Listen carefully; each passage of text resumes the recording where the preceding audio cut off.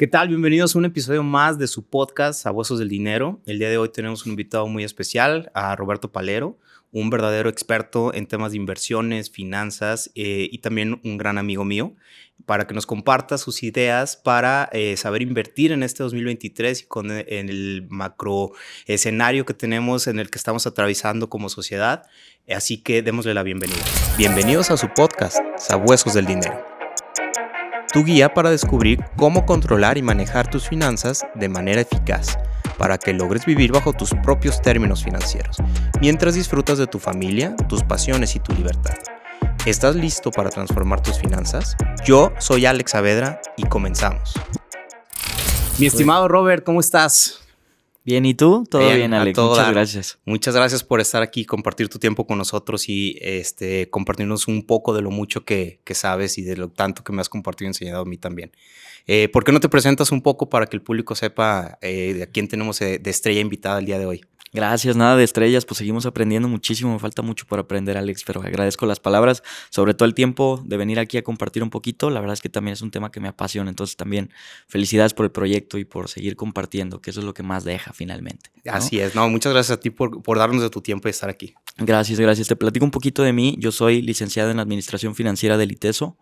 Tengo la certificación de Figura 3 por parte de la MIP, que es esta asociación que regula o certifica pues a estos asesores financieros, ¿no? Para que quienes lo tienen, pues básicamente te habla de que es una persona que sabe de lo que está hablando, ¿no? También por ahí tengo una pequeña especialidad en economía, que también me fascina la economía, de parte del Banco de México. Tomé por ahí un diplomado de un año y pues eso me aportó muchísimo valor, ¿no? Y la verdad, lo demás, pues ha sido del día a día, ¿no? De la vida, de aprender, de regarla. La mejor escuela. La mejor escuela, de libros también. A mí me gusta los libros como fuente principal de conocimiento, les sigo teniendo mucha fe, ¿no? No uso tanto yo todas esas herramientas de YouTube y blogs y eso. Soy un poquito boomer con eso, amigo, todavía. Oye, mi Robert, pues vamos a empezar el día de hoy a compartir la audiencia, cómo te involucraste en el tema de inversiones.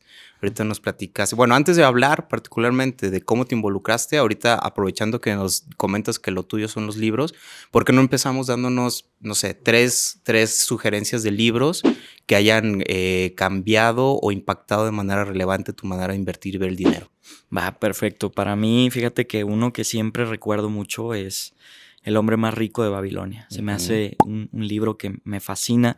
Tiene conceptos muy sencillos de entender y sobre todo el objetivo principal del libro creo que es de los más importantes que tenemos que tomar en cuenta a la hora de invertir, que finalmente la inversión o los buenos retornos en la inversión nos lo van a dar los buenos hábitos, no tanto el conocimiento. Entonces eso a mí me marcó mucho, ¿no? El ser frugal, por ejemplo, me parece que es frugal. En el libro habla mucho de eso, ¿no? De estar constantemente teniendo control de tus finanzas, ¿no? De ponerle atención en qué sí gastas, en qué no gastas y todo eso, ¿no? Sobre todo la frugalidad es algo que a mí me gusta mucho aplicar en mi día a día, ¿no? Y creo que al día lo aplico. Otro en su momento, fíjate que fue el de ya vas evolucionando y vas creciendo y vas tomando lo mejor de cada libro, ¿no? La verdad es que, para no decir otra cosa, pero en su momento me impactó mucho el libro básico, creo que con el que todos empezamos, ¿no? Que seguro ya tú sabrás, el de Padre Rico, Padre Pobre, claro, de Robert Kiyosaki. También en su momento fue de mis primeros libros, ¿no?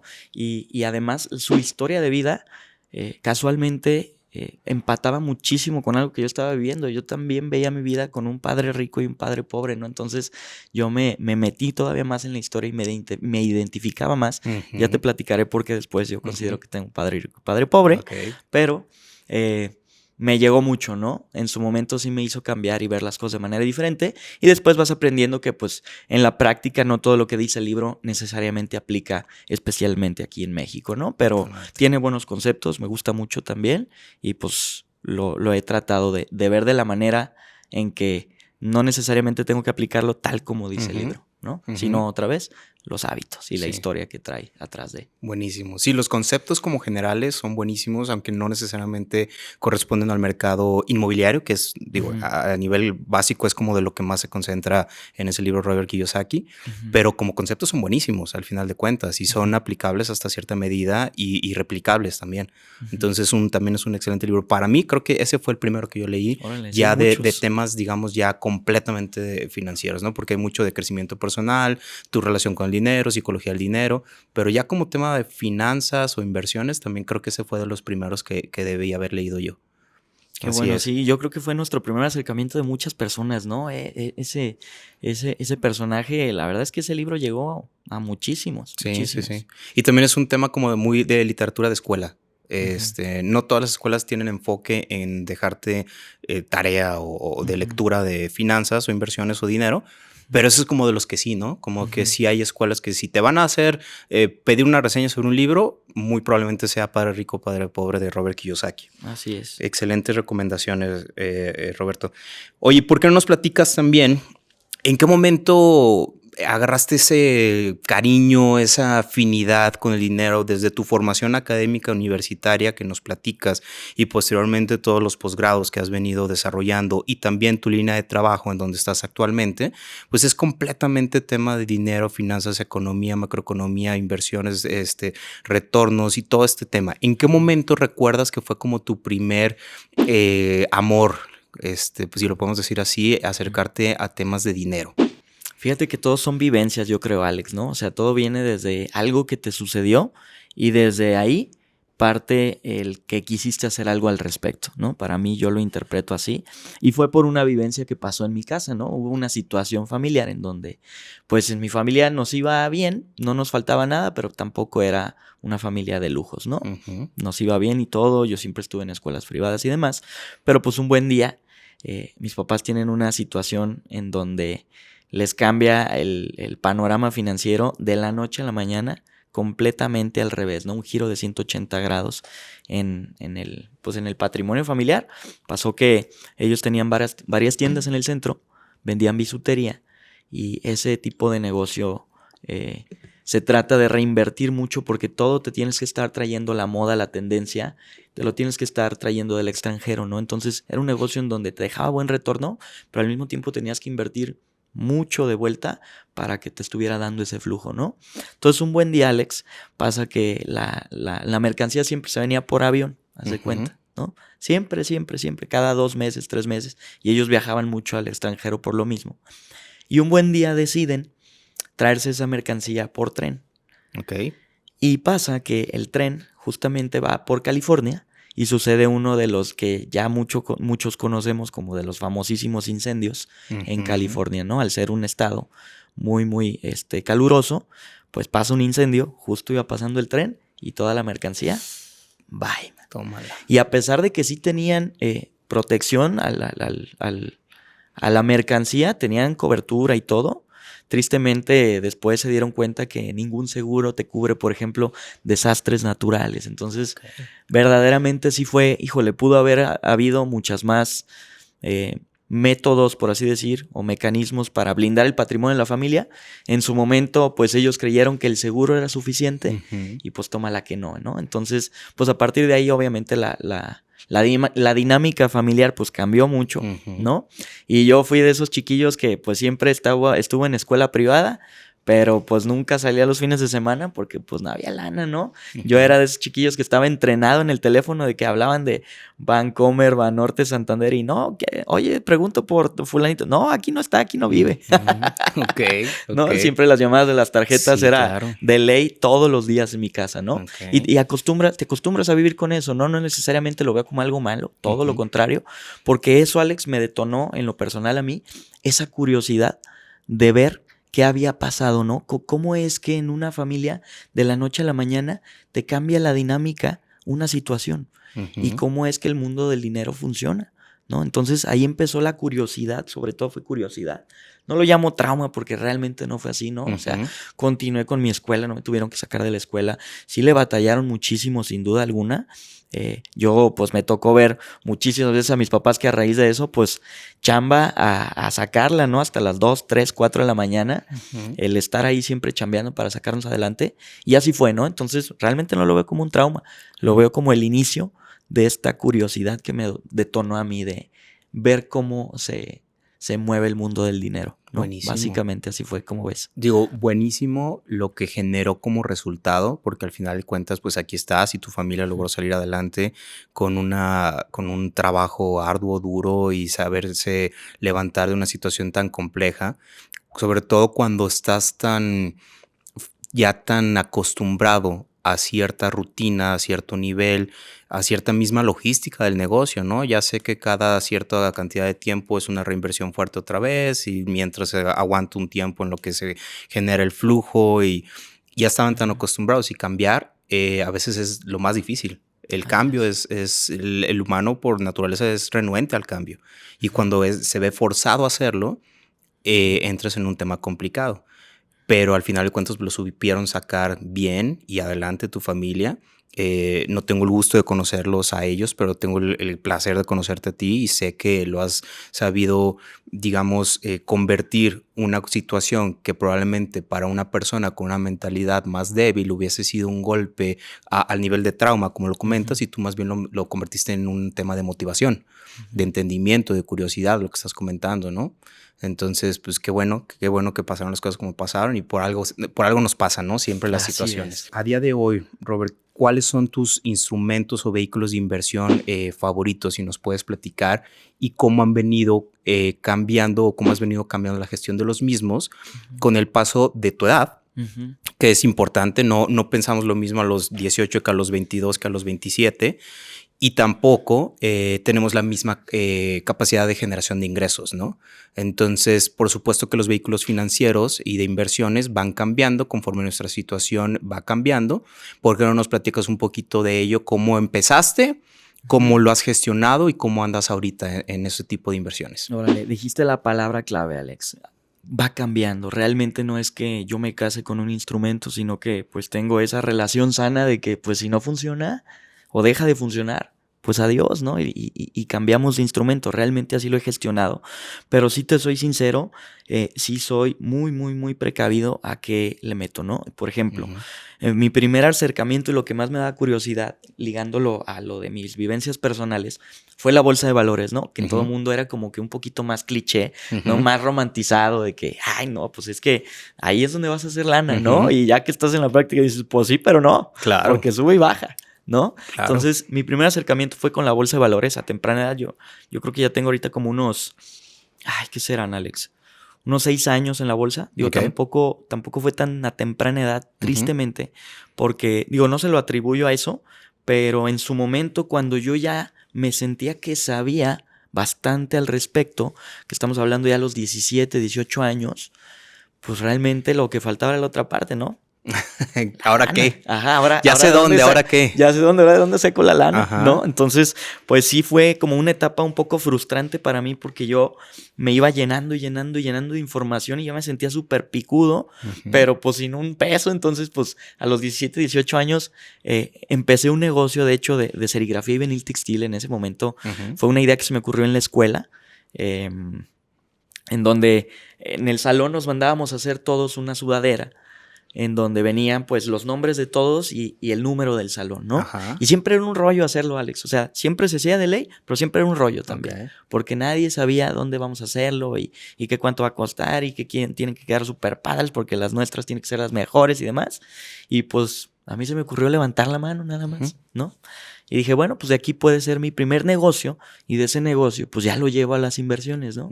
Y dicho y hecho, tal cual, nomás pues fue un proceso largo, ¿no? Por ahí se me atravesó también un año sabático, yo ya tenía mucha lana de que estaba, no mucha lana de tener, sino de que estaba moviendo mucha venta. Ok. Sí, de esa venta pues ya me daba trabajo para diario, ¿no? Okay. Invertí en maquinaria que tuve ahí en el patio de mi casa, que casi me corre mi mamá por tenerla ahí. Cuando llegué con la primera máquina, no, hombre, ni te cuento la la regañada que me pusieron. Y luego dijiste, mejor pedir perdón que permiso. Sí, mejor pedir perdón que permiso, tal cual así fue. Y no, hombre, pues el regañadón ahí mi papá me defendió. Me dijo, no, pues súper bien que esté emprendiendo, no, nomás pues sí, pues ahí acomoda y limpia, porque también tener ahí las cosas en la casa pues estaba incómodo, ¿no? Te digo, después se me atraviesa este viaje al extranjero, en donde maduré, yo creo que me adelanté 10 años a mi edad. Y ahí fue donde empecé a consolidar esto de invertir, ¿no? Empecé a tener mi ahorrito y demás. Me puse una meta económica para regresar con ese ahorro y llegar a México a invertir, ¿no? Entonces, pues así fue tal cual. Pero ya fue hasta los 21 años que yo empecé a realmente ya a experimentar con mi propia lana instrumentos financieros, ¿no? Ahorita, ¿cómo estoy, Alex? Ahorita, pues tengo... Oye, Robert, si me permites interrumpirte, porque me interesaría mucho que nos platiques y que la audiencia escuche. A los 17 años te sentías experto. A los 21 años empezaste a invertir ya de forma ya en serio. Sí, y cuando empezaste a invertir, ¿te diste cuenta que sí eras experto o te diste cuenta que no sabías ni más? No, pues, o sea, sí sabía, sí estaba muy adelantado, sobre todo en cuanto a estrategia, siento que invertí bien. A la fecha, pues esas inversiones, pues ahí siguen dando retorno. Pero sí hay cosas que aprendes nada más en la práctica. Eso era mi punto. Y a la mala. Entonces, no hay mejor maestro que cuando pierdes dinero, Alex. Totalmente de acuerdo. Y a mí me pasó todavía un poquito peor. Me pasó que perdí dinero y hice a amistades perder dinero. Entonces, ahí es cuando de verdad, por ejemplo, a mí me pasó cuando sucedió eso, a mí fue como este breaking point, por así decir, de tomarme verdaderamente en serio mi profesión, ¿no? De decir, de verdad lo que yo digo y lo que yo quiero compartir tiene un impacto en la vida de los demás, ¿no? Entonces, pues yo sí soy una persona que se toma su profesión bastante en serio, ¿no? Claro. Y invito a todos los demás que tengamos la misma profesión a tomárselo igual de en serio, ¿no? Totalmente. No es cualquier cosa decirle a alguien, mete tu lana aquí. Claro. Porque tú no sabes si eso es el 5% de su patrimonio o si son sus ahorros de toda la vida, ¿no? Entonces, eso es bien importante. Totalmente de acuerdo, Roberto. Oye, ahora sí, disculpa la interrupción, pero empezaste con ese tema. Por lo que entiendo, tu primer acercamiento fue, entonces sí fue en la bolsa de valores. Sí. Y ahorita, ¿cómo andas? ¿Cómo gestionas? ¿Cómo está tu portafolio personal? La verdad, ahorita lo he pasado un poquito más por situaciones y por la etapa en la que estoy ahorita también en instrumentos más estables, ¿no? No tan variables como suele ser la bolsa. De hecho, ya tengo meses que le dejé de meter a la bolsa constantemente porque pues lo veía un poquito... No, pues 2022 fue un año para la bolsa históricamente malo, entonces... Espantoso, yo diría, espantoso. Sí. Sí migré mucho de mi patrimonio a renta fija. ¿Qué es renta fija? Pues son estos instrumentos que te dan a cierto plazo determinado un cierto porcentaje ya pactado, ¿no? Entonces, pues esos instrumentos también te ayudan a planear un poquito más y por eso la importancia de que en qué etapa estás, ¿no? Claro. En su momento a mí me hacía 100% sentido empezar en bolsa porque no tenía nada que perder, no tenía responsabilidades, no tenía gastos fijos, no tenía deudas, pero ahorita, 6 años después, pues es muy diferente, ¿no? Claro. Va cambiando. Obviamente también he diversificado en negocios. Por ejemplo, en ese negocio de serigrafía y vinil textil a la fecha sigue funcionando, pero es un negocio en el que yo ya no participo porque me da mucho orgullo decir y compartir o presumir que ese negocio se lo terminé pasando a mi papá, ¿no? Entonces, pues mi papá sigue sacando fruto y provecho al día de hoy de eso, ¿no? Claro. Acabo de incursionar, por ejemplo, también en un pequeño restaurante, no sé si te había platicado por ahí. Sí. Ya también ya está operando. En Tapalpa, ¿no? Sí. Vamos haciéndole promoción y hay que irnos este fin de semana. Ahí en Tapalpa se llama Raíces, para quien guste. Y pues también te digo, yo creo que ahorita, hablando en términos generales, ando más o menos por las 5 fuentes de ingresos. Quisiera una sexta pronto y llegar a tener por lo menos 7. ¿No? Esa es la meta, 7, y de ahí ya veremos qué tanto nos diversificamos. De manera general, ¿cómo consideras, cómo nos podrías decir que está tu portafolio en tema de renta variable contra renta fija? Fíjate que estoy todavía un poco alto. Sí migré, pero porque estaba casi all in en renta variable, ¿no? Prácticamente estaba en all in. Y ahorita yo creo que ya estoy muchos lo podrán considerar todavía alto, pero para mi situación, lo considero que es lo mejor ahorita, ya iré migrando más, pero sigo estando 60 variable y 40 fijo. Sí. Ok. Digo, la verdad es que eres una persona muy joven y con mucho conocimiento, con un gran potencial exponencial de generación de ingresos. Entonces tienes edad para seguir poniendo la mayor parte de tu dinero en una Así renta es. variable. Al final de cuentas tienes tiempo suficiente para darle a las inversiones para que maduren y que estén del lado positivo del retorno, ¿no? Así es. Pero también entiendo que, que hay que ir haciendo. A mí mi coach me platicaba de lo que son empresas o en este caso inversiones tipo elefante y tipo chita, ¿no? Órale. El elefante es lento para moverse, es estable, es fuerte, es grande, no lo tumbas, pero es lento para moverse. Y hay otros que son el chita, que al parecer sería un mucho más endeble, pero es mucho más ágil para tomar decisiones, para cambiar, para girar. Entonces, una correcta combinación de ambos hace un portafolio muy, muy fuerte.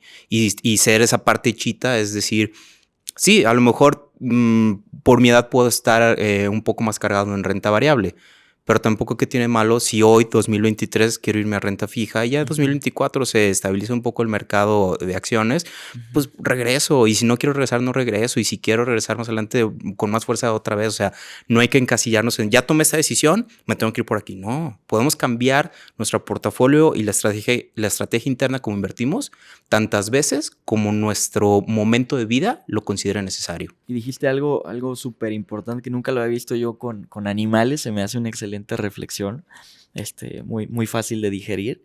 Y creo que sobre todo muchos productos o muchos instrumentos los podríamos catalogar o encasillar como un elefante y otros como chita, ¿no? Y cada uno tiene sus características, ¿no? Por ejemplo, al elefante hay que tenerle paciencia, por ejemplo, yo creería, ¿no? Y de ahí podemos sacar pues las analogías que queramos con los instrumentos.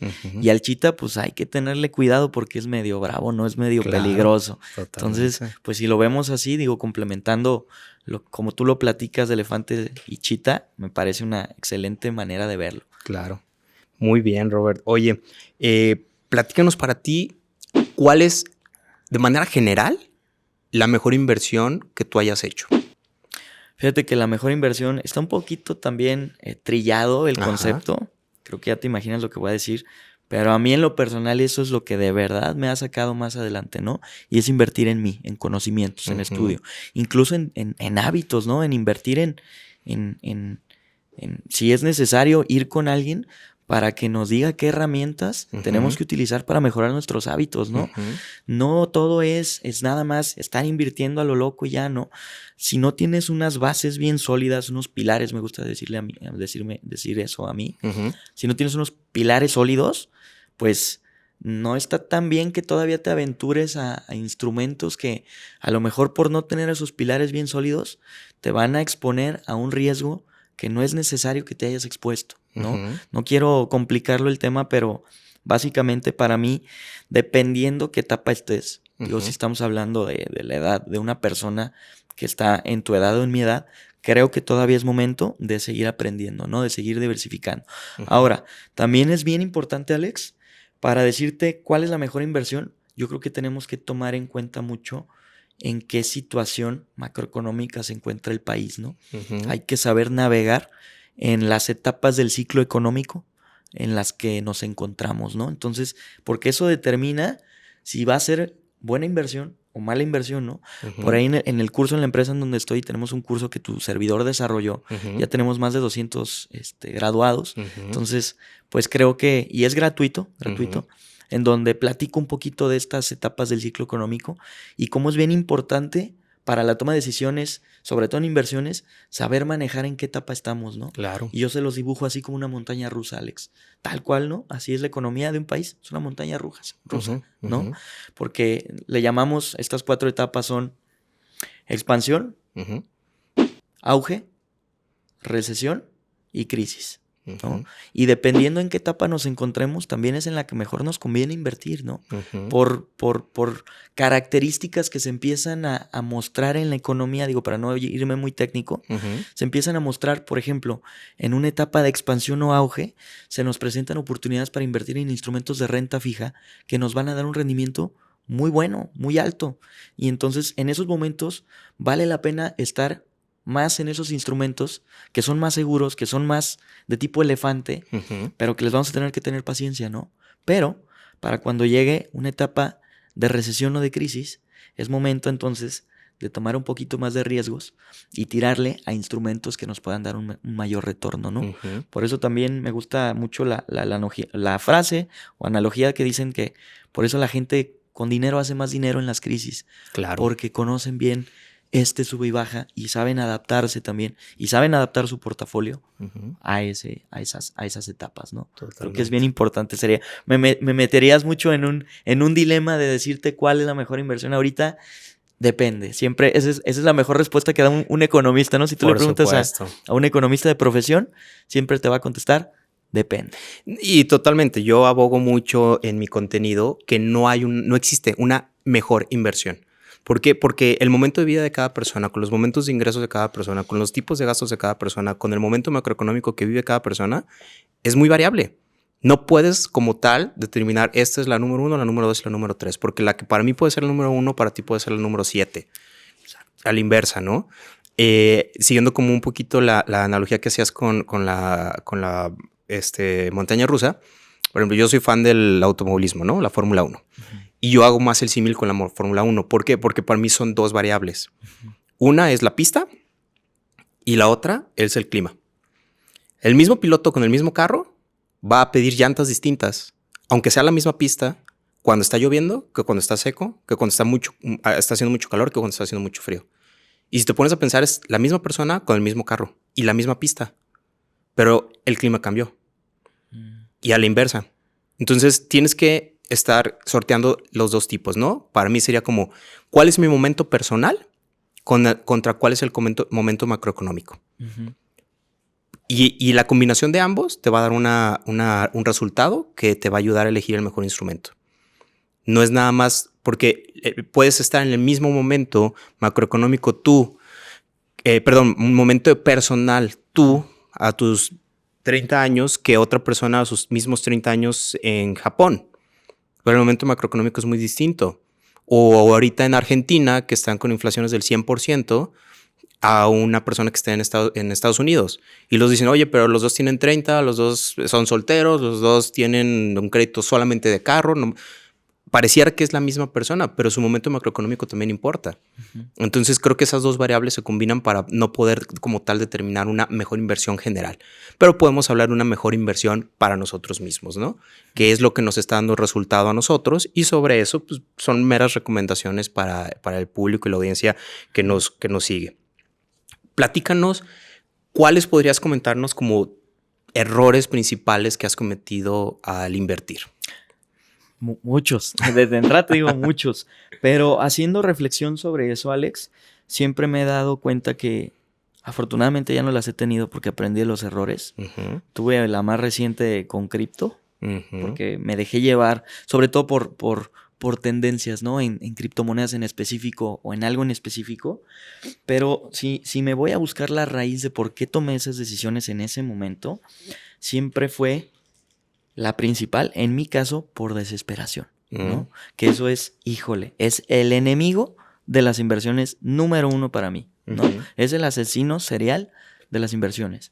Todos tenemos necesidades económicas todo el tiempo. Uh-huh. Es más, llega un punto en que tienes tanto ingreso que a lo mejor ya cubres tus necesidades, pero igual siempre vas a querer más, ¿no? Uh-huh. Pero cuando no estás en esa etapa, siempre vas a estar en un constante proceso de desesperación, ¿no? Es que me hizo falta y yo quisiera meter a mi niña en una escuela mejor y yo quisiera tener una mejor casa y un mejor carro y esto y el otro y el otro y el otro, ¿no? Uh-huh. Y por caer en esa desesperación fue que tomé estas malas decisiones, ¿no? Uh-huh. Te confieso y con todo y pena que, por ejemplo, en su momento, una de las peores inversiones que hice, a la fecha la considero como la peor de las peores, fue, por ejemplo, en un multinivel, uh-huh, que pues estaba yo, tenía creo que sí, 15, 16 años, uh-huh, y pues caí, ¿no?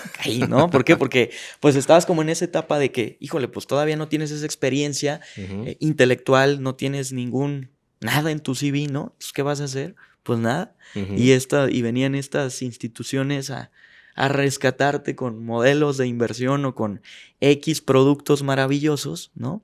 Que que pues no eran tanto en el producto en sí, ¿no? Sino era el armar esta cadena piramidal de meter gente y demás, ¿no? Y ahí se me fue a mí dinero que ni tenía, ¿no? Ni te cuento, pero también negocios fallidos también tuve, por ejemplo, el de serigrafía y vinil textil fue mi primero y fue, bueno, yo lo considero exitoso.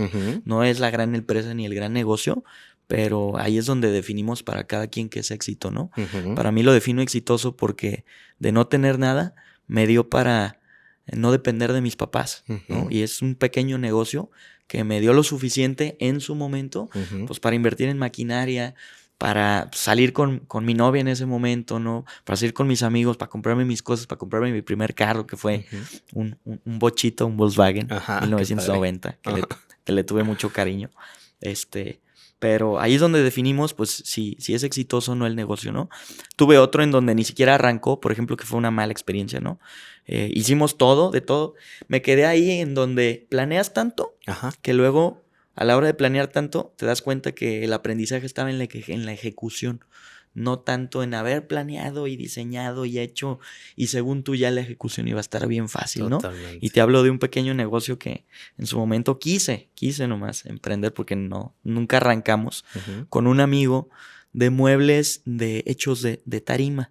Estaba como que esta tendencia de moda de hacer los muebles así como vintage, tipo vintage, naturales y así. Y bueno, pues se me ocurrió la idea y le dije a este amigo, oye, ¿por qué no? Con unas tarimas, pues nos ponemos a... ¿Qué tan difícil puede ser, no? Pues cortas maderas, le pones unos silloncitos que compras en X lugar y ya, ¿no? Y ya. Pues claro que no, y sí, ya. Claro. No, pues a la hora de buscar las tarimas, pues un rollo, porque hay tarimas buenas, hay tarimas malas, hay tarimas que sí sirven para otras cosas y hay tarimas que no sirven para hacer muebles, por ejemplo.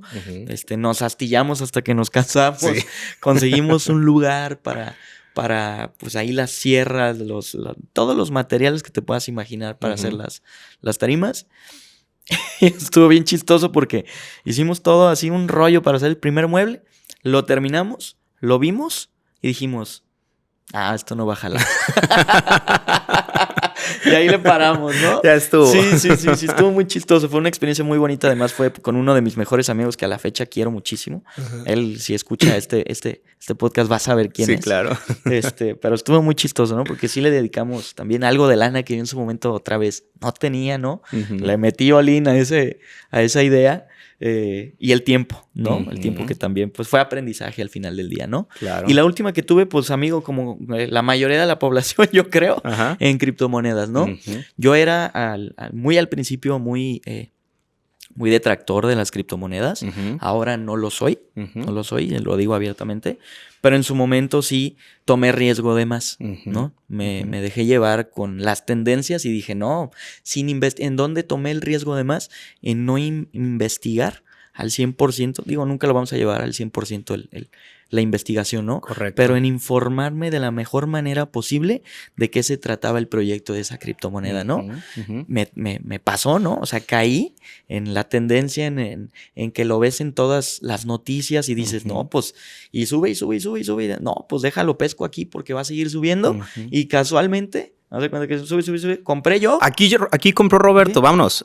Va para abajo y se cayó, man, ¿no? Entonces, pues sí me pasó que dije, no me vuelve a pasar, ¿no? Claro. Pero entendí ahí el qué se debe de investigar, por ejemplo, a la hora de comprar una criptomoneda y no es nada más análisis técnico, ¿no? Claro, como muchos los suelen fundamentales. Yo en mis inversiones, generalmente, cuando son inversiones de mediano y largo plazo, ni volteo a ver los técnicos. Reviso los fundamentales. Cuando estamos hablando de inversión de corto plazo, que también hago mucha, tú lo conoces, yo hago derivados en bolsa, que son entradas máximas de 15, 21 días, cuando muy largo. Ahí sí me interesan en el análisis técnico. Yo me quedo, por ejemplo, como grandes rasgos entre los errores que comentas. Uno, que es el que comentas de planeación y hasta que llegas a la ejecución. Es algo que también yo he platicado mucho. O sea, el Excel lo puede todo. El no PowerPoint. hay Excel malo, ¿no? Claro. ¿Cuándo has visto un Excel que proyecte te diga, aquí pérdidas? vas a perder. No, claro. Nunca. Excel lo puede todo y PowerPoint también. Pero la gente que teme que ir a comprobar su tesis al mercado es la que sigue dándole enter y enter y enter y enter y enter, y dices que tengo una superioridad, es que tengo superioridad, y la superioridad es la que el mercado necesita o es la que tú quieres, ¿no? Esa es una. Y dos, el tema de mindset, que es un tema recurrente aquí en mi canal, ¿no? Es lo más importante. Para mí, personalmente, es lo más importante porque ahorita también comentaste, llega un punto donde cubres tus necesidades, pero quieres más y más y más y más. Si te fijas, es un tema de mindset, porque muchas veces nos preocupamos por seguir generando y nos gana la ambición por generar más para comprar cosas que ya no son una necesidad básica, que ya es meramente un tema de gusto. Y por ir a conseguir ese gusto, estamos arriesgando lo básico. Entonces, yo ahí, por ejemplo, recomiendo un libro que me gusta mucho que se llama Piensa rápido, piensa lento. Ah, me encanta, de Daniel Kahneman. De Kahneman, exactamente. Sí, el cuate pues es un genio. Imagínate, para que un psicólogo haya ganado el premio Nobel de Economía, cuando son ramas de la ciencia completamente distintas, es porque el trabajo desarrollado es buenísimo. Y me encanta mucho ese libro junto con La psicología del dinero. Este último salió en 2021. No sé si has tenido oportunidad de leerlo, Psychology of Money. Que habla mucho de eso, de entender por qué gastamos como gastamos para que no nos gane precisamente la ambición. Todos tenemos hasta cierto nivel de ambición. Yo soy de ellos y también he perdido dinero por atascado, la realidad. Pero tenemos que saber con cuánto jugamos esa parte atascada. Que yo también le digo a la gente, claro, aviéntate. ¿Quieres meterte cripto? Métete, pero ¿cuánto? 5%, 10% máximo de tus ingresos y de tu capital para invertir, máximo. Porque no le vas a hacer un análisis fundamental. La persona común y corriente no tiene tiempo de salir, de dejar de, aparte de sus 8 o 10 horas que trabaja al día y cuidar a su familia y darse tiempo personal y todo, aparte de dedicarle un par de horas a estar haciendo análisis fundamental de cada instrumento que vas a estar invirtiendo, pues es poco probable. Entonces, una buena desarrollo, una buena conformación del portafolio es muy sano. Entonces, yo me quedo como con esos dos tipos de cuestiones que tú los consideras errores y que al final cuentas son aprendizaje, pero esos dos, ¿no? Dejar tanto de planear, irlo a probar y trabajar mucho en nuestra psicología del dinero. Totalmente. Fíjate que no he leído ese de la psicología del dinero, ya lo he visto en muchos lados y me lo han recomendado, pero no lo he leído. Fíjate que me apasiona mucho ese tema. Me recordaste a Daniel Kahneman, que para mí es una eminencia, ¿no? Sí. Para quienes les interese mucho, sobre todo el tema de toma de decisiones económicas, Daniel Kahneman es el maestro, amo y señor, ¿no? Sí. Y yo te complementaría con una tercera y me recordaste otro libro. Digo, te mencioné los dos que fueron mi primera experiencia, ¿no? O sea, no quisiera que se quedaran así como que, Roberto nomás dijo esos dos. Los dos no, famosos. La verdad es que, la verdad es que es todo un compilado. Mi conocimiento viene de un compilado de muchísimos libros, ¿no? Y conforme vamos platicando me voy acordando. Yo a estos dos puntos importantes que tú dices, Alex, agregaría el tercero que yo comentaba, que es tener bien claros las bases y los principios. De hecho, por eso me acordé de esa palabra y me acordé de un libro del maestro de las inversiones también, que yo lo considero igual de crack que Warren Buffett, por ejemplo, pero que no es tan conocido, que es Ray Dalio. Ray Dalio tiene un libro en donde él dedicó ya la tercera parte de su vida, o sea, la última etapa de su vida, a transmitir absolutamente todos los conocimientos que le hicieron a él llegar al éxito que tiene, ¿no? Que es tener una empresa de las que maneja más patrimonio en el mundo, ¿no? De hecho, Bridgewater es el fondo privado de inversión más grande del mundo, ¿no? Que es el de Ray Dalio, inclusive por encima de BlackRock, que es público. O sea, BlackRock es el más grande, pero es público. Y privado es Bridgewater, que es de Ray Dalio. Sí, es un genio también este señor. Sí, y ahí drenó todo en su libro que se llama Principios, ¿no? De hecho, yo trato de vivir mi día a día con cosas que me llegaron mucho del libro, ¿no? Se los comparto. Digo, es un libro que encuentras en inglés. Él es estadounidense, es americano, de Nueva York. Y viene una ecuación que va... Aparte me encanta porque lo acomoda hasta en ecuaciones, ¿no? O sea, le pone poesía, ¿no? A los aprendizajes. Y ligado con esto de tener cuidado con cómo manejamos las proporciones del portafolio, y dice así súper sencillo, que trae un trasfondo impresionante, ¿no? Dice, pain plus reflection equals progress. Y con eso trato de llevar mi día a día, ¿no? Buenísimo. Cada que me pasa algo, cada que cometo un error, ¿qué saco de él? ¿Qué reflexiono? ¿Y qué aprendizaje me llevo de ese dolor o de ese mal, Claro. de esa mala pasada, ¿no? Súper bien.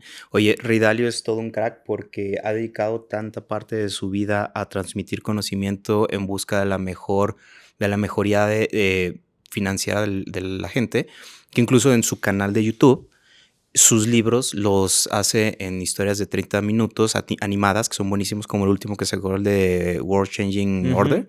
Y también hay un video muy bueno del libro de Principles. Órale. Entonces, para los que no sean tan ávidos de la lectura, busquen en YouTube los videos de Ray Dalio de su canal y son de verdad es oro molido. Dedicarle esos 20, 30 minutos que duran esos pequeños videos, de verdad valen completamente la pena.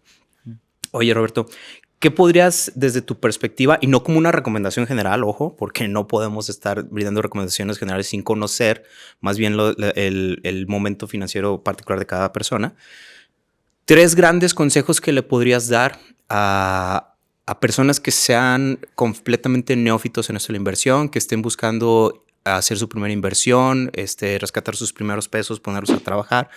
¿Cuáles podrían ser 2, 3 consejos que nos podrías dar al respecto? Sí, el primero, ya lo mencionamos por encimita, pero lo digo ahora puntualmente en esta parte, es concentrémonos o concéntrense, en este caso para aquellos que van empezando, concéntrense en blindar su patrimonio. ¿Qué es blindar el patrimonio?